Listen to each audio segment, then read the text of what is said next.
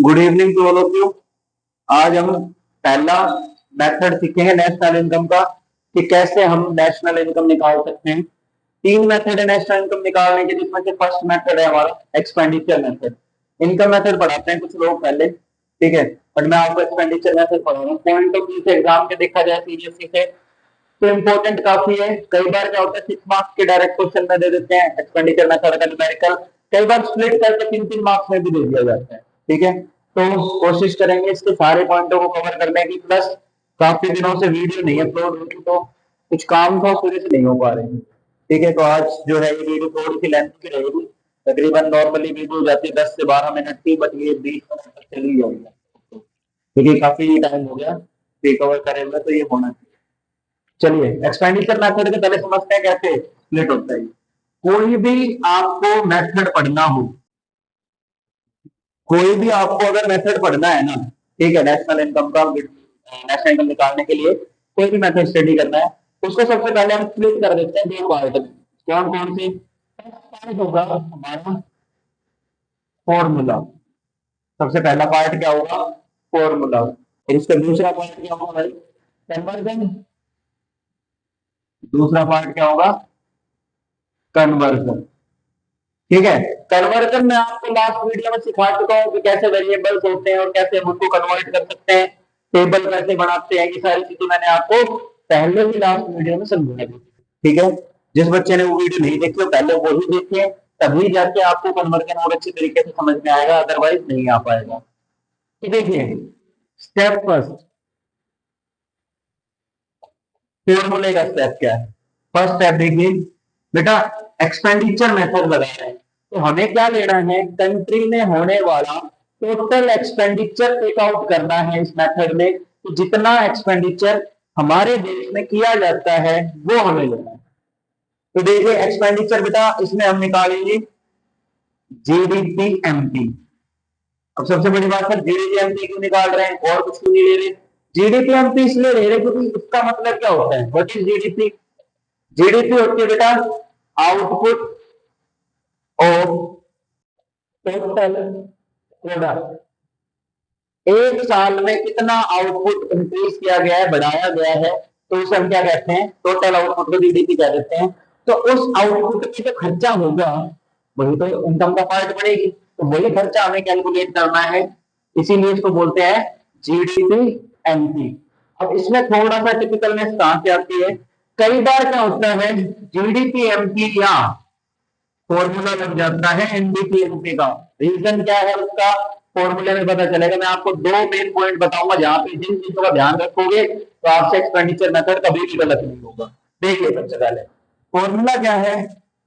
Final consumption expenditure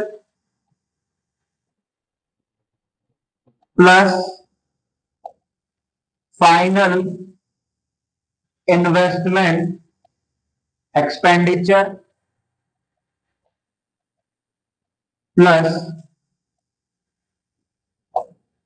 final sorry net export. ये है हमारा फॉर्मूला। इस फॉर्मूले को बेटा हमें क्या करना है? ब्रेक डाउन करना है टुकड़ों में। सबसे पहले नेशनल इनकम के फॉर्मूले आप सभी को याद हो जाने चाहिए।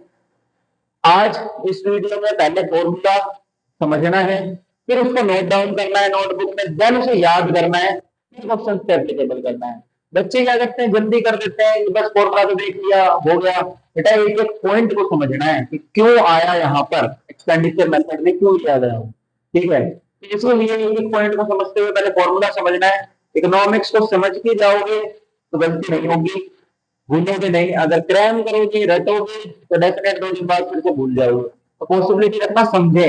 अगर आपको कोई भी डाउट आता है किसी भी पार्ट में, मेरा इंस्टाग्राम हैंडल हमेशा जो टाइटल होता है उसके लिखा होता है, या फिर जो हमारे जो स्टार्टिंग में, या क्या लोग बोलते हो आप लोग, डिस्क्रिप्शन में भी लिखा होता है उससे, तो आप लोग वहां से भी मैसेज कर सकते हैं, कमेंट सेक्शन में भी देख सकते हैं। फाइनल कंजम्पशन एक्सपेंडिचर में क्या आएगा? बेटा कंजम्पशन होता है दो तरीके का, एक प्राइवेट फाइनल कंजम्पशन और दूसरा गवर्नमेंट फाइनल कंजम्पशन। भाई एक प्राइवेट लोगों के द्वारा किया गया फाइनल कंजम्पशन और एक गवर्नमेंट के द्वारा फाइनल कंजम्पशन।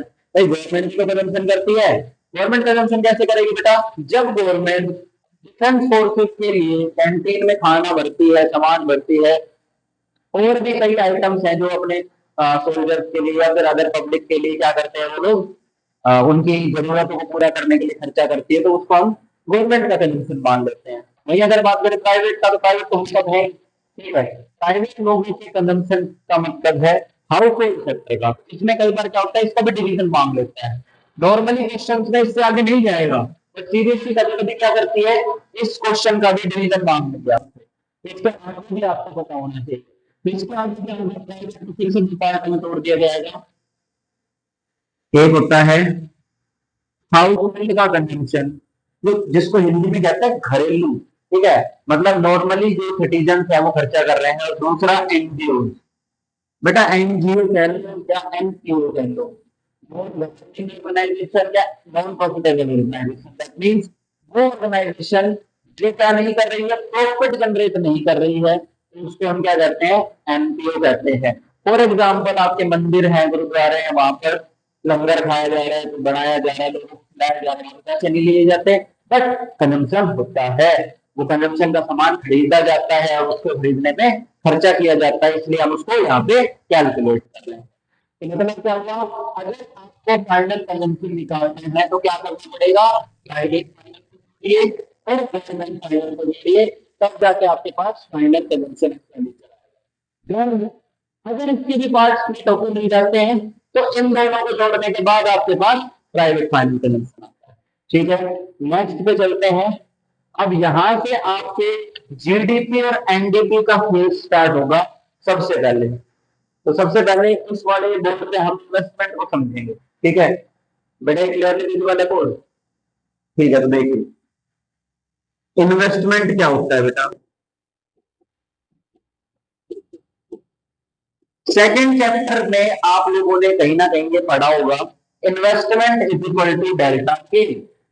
और ये डेल्टा के क्या होता है, डेल्टा के का मतलब होता है चेंज इन कैपिटल स्टॉक। क्या होता है, कैपिटल स्टॉक में बदलाव हो जाना। तो क्या मैं ये कह सकता हूं कि जब इन्वेस्टमेंट होगी तो वो फॉर्मेशन होगी कैपिटल स्टॉक की।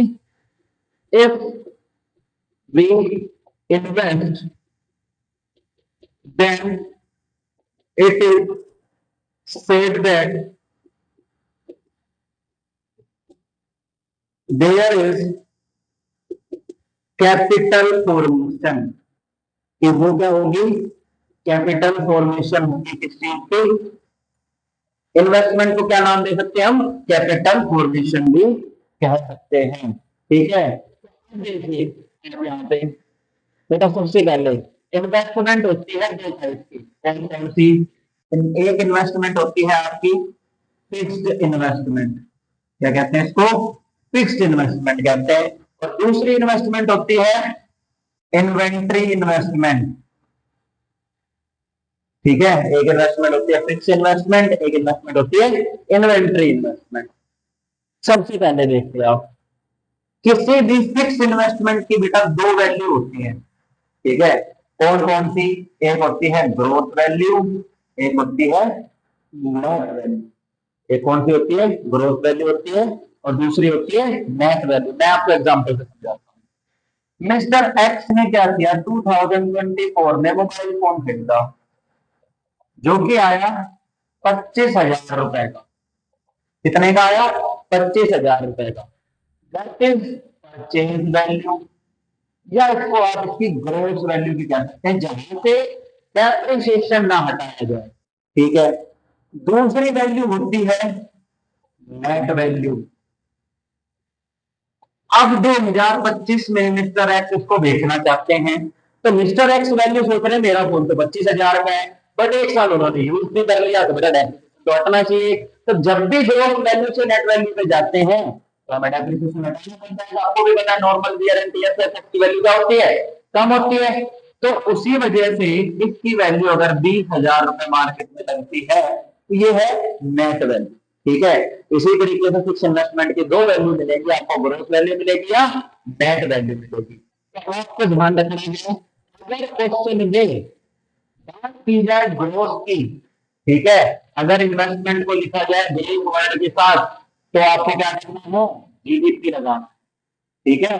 अगर इन्वेस्टमेंट मिले आपको नेट, तो आपको क्या करना है, एनडीपी लगाना है। इससे आप समझिए क्या होगा। अगर क्वेश्चन में था नेट, आपने लगा दिया ग्रोथ, वही गलती होगी।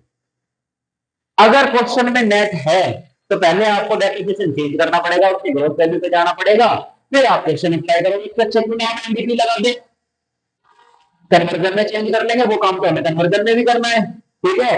इसीलिए सबसे पहले क्या देखना है आपको, तो ग्रोथ वैल्यू है या नेट वैल्यू है। बेटा फिक्स इन्वेस्टमेंट को क्या लिख सकते हैं हम लोग, अब क्वेश्चन में किस तरीके से देता है, एक देगा आपको ग्रोथ बिजनेस इन्वेस्टमेंट, अब ये ग्रोथ भी दे सकता है और नीड भी दे सकता है।